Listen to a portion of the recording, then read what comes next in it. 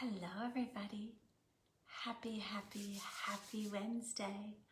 Welcome to day 3. It's a good thing I held up the right number of fingers of Self-Love Week. I think I'm early. Look at that.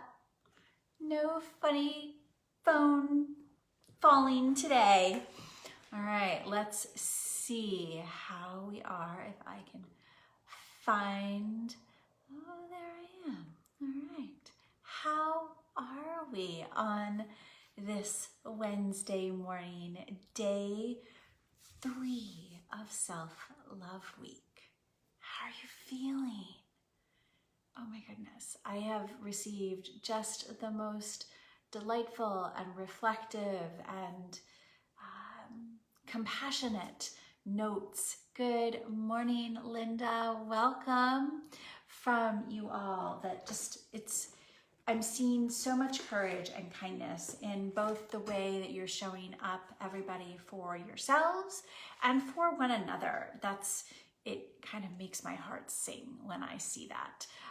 Especially for those of you that don't even know one another outside of this experience. And so that really, as somebody who values belonging, it makes my heart sing. So thank you for being here, for giving yourself this opportunity. Before we dive into this topic of day 3, this idea of valuing, I want to draw your attention to the fact that we are midway. We're at the midway mark, right? There were 2 days, there were 2 more days. And I invited you before we started to think about what your intention was for this 5-day challenge, for Self-Love Week, right? Why was it important to you? Why did you want to participate? This is a good day to check in with that intention, to notice what's working, right? How are you cultivating that thing that you wanted to explore and play with? Is there anything that you need to recommit to or release or shift?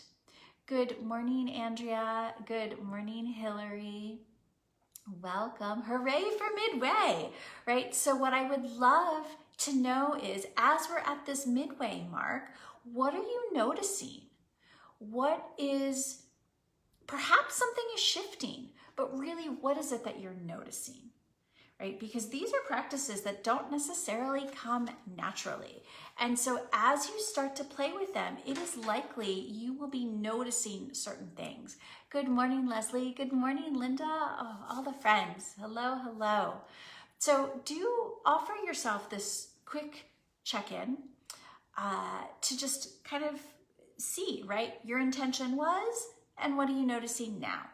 Right? Maybe something has surprised you. If you remember on day 1, I actually said, you may get to the midway mark or through the week and realize that your intention is shifting. What you thought this was going to be about for you isn't actually what's coming out as most important.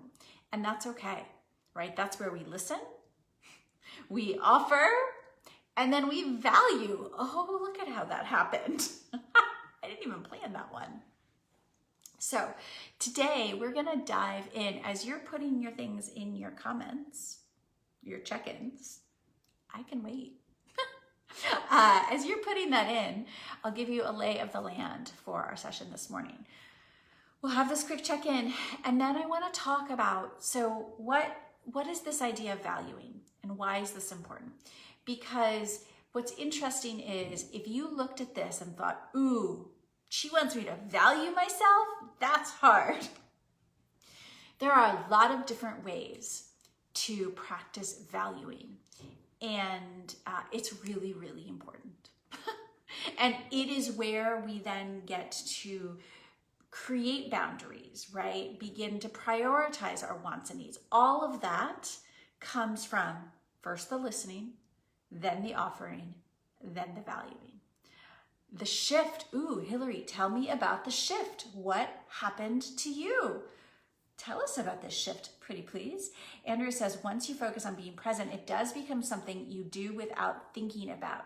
Yes, Andrea, so I love that idea, right? And I would also offer that right, it does become more integrated. The more we practice it with intention, then the more it becomes integrated. I would still offer that it's something we are invited to be really intentional about, especially if it's something that hasn't come naturally to you in the past.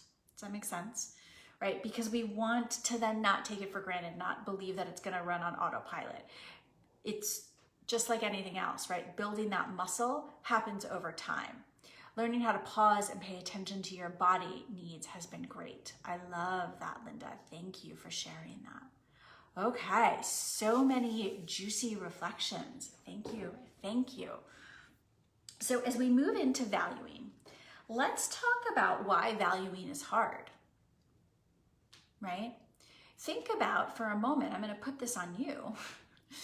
Think to yourself, right? What makes it hard for you to value yourself, right? We're going to kind of hone in on what that means, but what has historically, at least, gotten in the way of you valuing yourself? I have some hunches. Good morning, Daisy, welcome. Right? But I would love to know, what gets in the way of you valuing you? Hillary shares, so this is her shift. So you thought this was going to be about tuning into your inner voice, which it is to a point, yes. But it's also shifted, like today, it realized it needs a schedule structure shift. Oh. Now I'm curious. I can't wait to see what emerges for you in this structure schedule shift. All right. I love it. Love it. So imposter syndrome gets in the way. Good morning, Hope. Hi. Yes, right? And yes, imposter syndrome. So judgment, expectations, the shoulds of other people get in the way. Imposter syndrome, not seeing ourselves or not believing that we are ready to be this piece, right? The other thing that I would offer gets in the way is this tendency that we have to diminish or belittle ourselves, right? So one of today's challenges and invitations was to think about the people that you love most in the world and what they would say are the things that they love about you, right? What are those characteristics? What are those tendencies that make you you, that when they think of your name, that's what they think of, right? Now, I'm going to talk about these people in a second because not all people's opinions matter. But we often hear that and we're like, oh, well, I just do that, right? That's no big deal. Or, yeah, that just comes easy to me. And so you don't think it's a thing. So we don't value it. In fact, we kind of diminish it and we're like, yeah, that's just a thing, right? So this idea of beginning to notice these parts of yourself, the parts of you that make you you, the energy that you put forward, paying attention to all of that, identifying it, and then tending to it. So this is a two-step thing. Identifying, naming it, right? So Linda said, noise and busy gets in your way. It's so easy to put, I have to do the dishes in front of the stuff that moves your marker. Absolutely. Linda says, listening to what others say about me, that I don't measure up to their expectations, right? Yes. I got that moved around in terms of Hillary and Linda, but yes, right? So these expectations, all these other voices. So today is this opportunity to decide, right? What are those? There are so many things to value, right? You can value your time, your energy, your gifts, your body, your uniqueness, your voice, all the things. But all of that starts with really beginning to get clear on what are those parts of you that are worthy of valuing? There are lots, right? What are those things, those qualities, those tendencies, those characteristics? You know, the things that some people would say are your best qualities. Maybe some things that some people would say are your worst qualities. Because those might actually serve you in the moments, in the pride moments, in the challenge moments. Right? So that's the other lens to look at this with. You know, what are those tendencies that you bring forward in moments of difficulty, in moments of challenge, but also in moments of great pride? What are those things, right? So I was thinking about this for me, and a lot of people would say that one of the things they value about me is my listening and my questioning, right? That they know they can come to me and I'll listen, and that I will offer them a question. So there's this kind of intuitive, like being able to kind of see people and help people feel belonging, right? And if I think about that, other people see that in me, and yet it's not historically been something that I have tended to for myself. I'm good at doing it for everybody else, not always good at doing it for me, not valuing it for myself, right? Another thing that people would say about me, and it is something that I truly value, but it's something that I have to tend to, is the kind of spark of delight that I show up with, right? I just do. And it's always kind of been there, right? This energy that sometimes is ahead of me and that I feel like I have to catch up with, but I've diminished it. There were a lot of years that I thought, oh, that's too much, right? Like, don't be quite so exuberant. That's a lot for people to handle. There's a shift in, yes, Hillary the shoemaker's children. So true, right? We don't always give ourselves the thing we give to others, A, and then we take these parts of ourselves for granted. And so there's a shift, right? When you identify the parts of you that you want to value, that you want to practice valuing, then there's the invitation to nurture and nourish and tend to those things, right? How can you actively tend to that thing?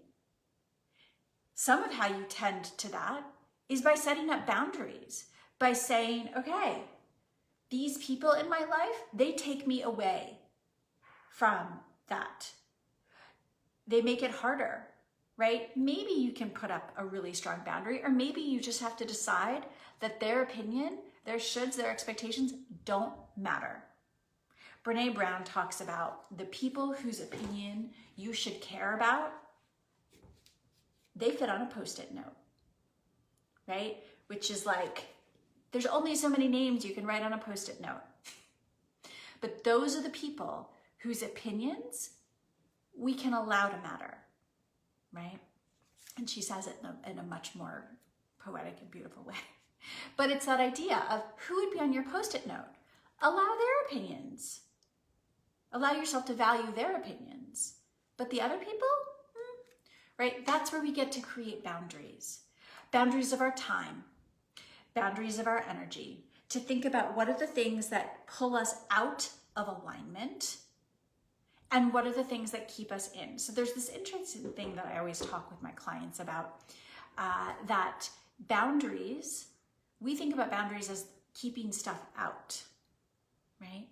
But I would offer that a strong boundary also helps keep things in, right? And valuing becomes a practice of noticing where are the leaks in that boundary? Where are you draining yourself rather than valuing yourself and helping the good stuff stay in? Does that make sense? I'm going to pause because I've given you lots to think about, right? This idea of why it's important, what to do with it, right? To identify and then tend to this by asking, by kind of noticing these questions, and then thinking about how that plays into this idea of boundaries. Hope says those boundaries are very, very hard when people are often the loudest and pushiest and are related to you. It is a big deal. Okay, so I'm going to pause. Those are two separate statements, Hope. Yes, right? It is really hard. And so it doesn't happen all at once. But here's where it starts. It starts within you, because you can't expect, or it is hard to expect anybody else to value your boundaries until you do. And you valuing your boundaries starts with listening, with offering, and then deciding to value, to practice valuing of these things, of these qualities, of your time, of your energy, right? So for instance, even the listening and offering practices, right? Valuing what you heard, valuing the responses that your body, your intuition, your inner dialogue had to say, right? That offering practice, that's valuing what's inside. I started with the V even before you knew it. And then, right, the idea of keeping things in. If you think about these structures, these boundaries, I like to say that when you're thinking about a boundary, a river, right, has a boundary. The banks of the river are the boundary of the river. The banks of the river help the water keep moving, right? It keeps the water moving in the right direction. Okay, so having a structure, a boundary, saying these are the things that I'm going to allow to touch my heart. These are the things I'm not going to allow. These are the things I'm going to let myself be pulled towards. These others I won't. Okay, this doesn't happen all at once, but it starts with listening, with offering that, of course you feel this way. And then you start to investigate it. Right? You think about those characteristics, those things that make you you, right? These pieces, these qualities of yourself that are worthy of valuing. You do struggle with setting boundaries for certain people in your life. You really like the Post-it note idea. Oh, Linda, yes, right? And again, it's not necessarily easy. A boundary, I would offer that, to set a good boundary, it's probably going to get broken more times than it gets enforced at the beginning, right? But it's true. I will share with you, so many of you know, I am divorced and remarried. My ex-husband, I share custody with my ex-husband of my teenage daughter, and we have worked really, really hard she's 16, so over the last 13 and a half years to be amicable co-parents, to really work in tandem. Well, 2020 was hard for us. It was really, really hard. He is at some COVID risks and really went to a place of fear and pushed all of my buttons. I pushed his buttons. I pushed Samantha's buttons. And I, for a good month, 6 weeks, felt very much like I was constantly reacting to him. And everything that was happening was just, it was making my stomach turn, right? I felt tired, I felt stressed, I was grumpy, so many things. And then I decided, I was like, okay, so here's the thing, this isn't actually about me. He can be ticked off at me, but it's not about me, right? So I could have compassion for him if I chose to, which I do. But also this decision that this is his stuff. I need to keep what's my stuff inside me. I need to keep my curiosity, keep my delight, right? Keep the things that are really, truly important to me and let him have his stuff, but I don't have to react.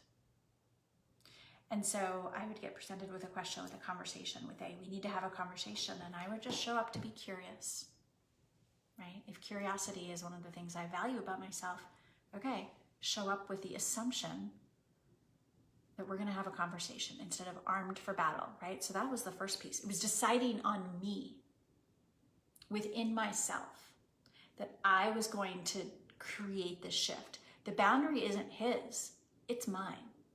And that I was not going to react. And when I wanted to react, I was going to nurture whatever it was I needed to nurture within me to be able to just be there, to receive it, but then to then go release it, whether that was going outside or going for a workout or simply sometimes lighting a candle and then blowing it out, right? But that release helped me stay true to my boundary. It doesn't mean my buttons don't get pushed. They still do. But I'm getting better about realizing this isn't mine, right? So I share that with you because this practice of valuing starts with the decision within yourself, and especially around boundaries, yeah? Does that make sense? The other thing that I think is just an important piece to remember is that you're not going to value everything every day, or maybe you will. I mean, that would be amazing. And you're not all the boundaries, right? I have a list that I made for myself terms of the work that I'm doing with my own coach, of my daily to-dos. So I have my new identity shift this year is into perpetually delighted CEO. And so I wrote my daily commandments and commitments to myself, right? And these are the things that I value about myself, that I value in terms of how I want to nurture and nourish. And I wrote some daily must-dos. Well, the day that I wrote them, I was like, yes, I'm all in. Guess what happened the next day? None of them. That's not true. Not none of them, right? But part of valuing is listening, is offering, and then showing up, choosing it over and over and over again. And that choosing is a muscle that we get to build, right? And if you've not normally or regularly chosen to value you, your time, your energy, what you show up with, it's gonna feel hard. It just is. So today's challenge to you is to identify things about you that you can practice valuing. So these might be characteristics. Notice I didn't say, tell me all the things you like about you, because that's even harder. I did that once. I challenged people. Back when I was a blogger years ago, I came up with this whole thing, 100 things I like about me. And it kind of became a thing. And it was hard for people, right? That's not what we're doing. We are going a little bit deeper, and that can be useful too. There is value in that. That is valuing, right? Noticing the things about yourself that you enjoy. But this is getting to, what is that essence, right? If we're talking about our roadmap, so we have the navigational tools, the listening, the offering, the valuing, the magic E that will come tomorrow. But then there's the actual things on the roadmap, right? The north, south, east, wests. And these aspects of you start to help us understand that. And by practicing valuing them, we move ourselves in the direction. Yeah, does that make sense? Right, Hillary, you do have a blog post. I think you participated, right? So that is your invitation for today. So you're sharing your reflections, right? Identify. You might even ask the people that would fit on your post-it, hey, what are the things that when you think of me come up? What do you love about me? Ask your imaginary friend that you listened to, that you offered to the other day. Ask them. Ask your intuition. Ask your body, right? What are those parts of you, those qualities that make you you?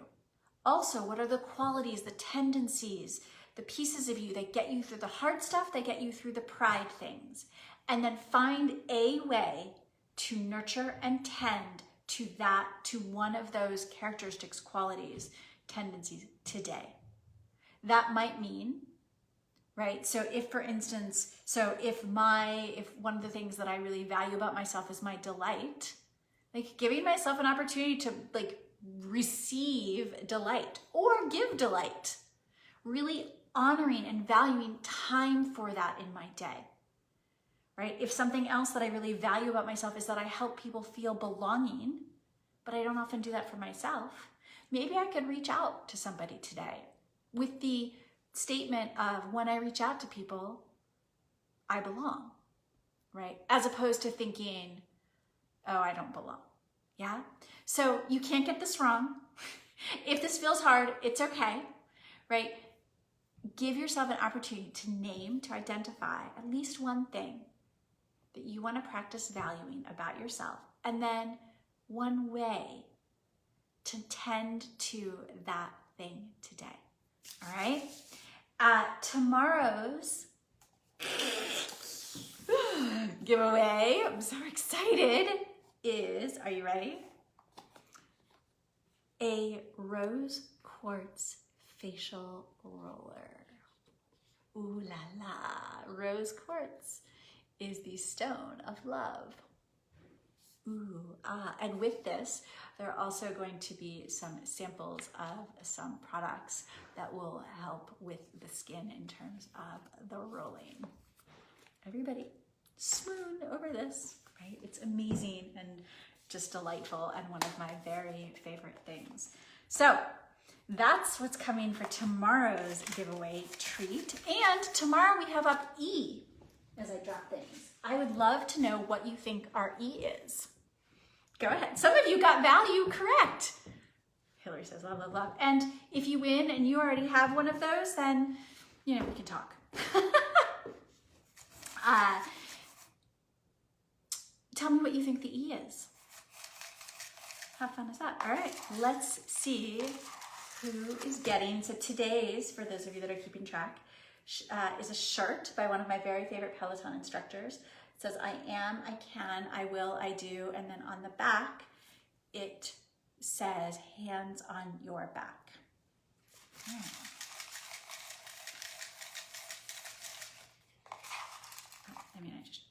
I just like the sound of it, really. All right, let's see. Jerry Ortiz. Congratulations, Jerry. Thank you, everybody, for participating. It's so fun to give delight in this way. So that's how, see, I'm nurturing delight. So, Jerry, I need your address. So watch this and then message me, or I will message you for your address, and I will be mailing everything out this Saturday. I'm just going to do all the mailing at once because I'm going to be efficient and value my time. Oh. All right, evaluate, explore, experience. Stay tuned to find out. I'll pause here. Let me know if you have questions, if you have thoughts. Who's excited about practicing valuing? Who's like, Elena, this... If you have questions or aren't sure where to start, drop them in right now. Let's chat. This is your invitation. Yes, right? Congratulations to Jerry. Absolutely. Absolutely. Oh, I should put this warranty card back in because I don't want it to fall out. All right. If you don't have questions or want to reach out to me privately, you're welcome to do that. If not, I will just send you off to go have a fabulous, fabulous day. Blue skies. I see blue skies. Sun. Have a fabulous, fabulous day, everybody. Thank you for being here. Thank you for giving yourself these practices and this opportunity. And just know that in whatever you need, these 5 days are here for you. Bye.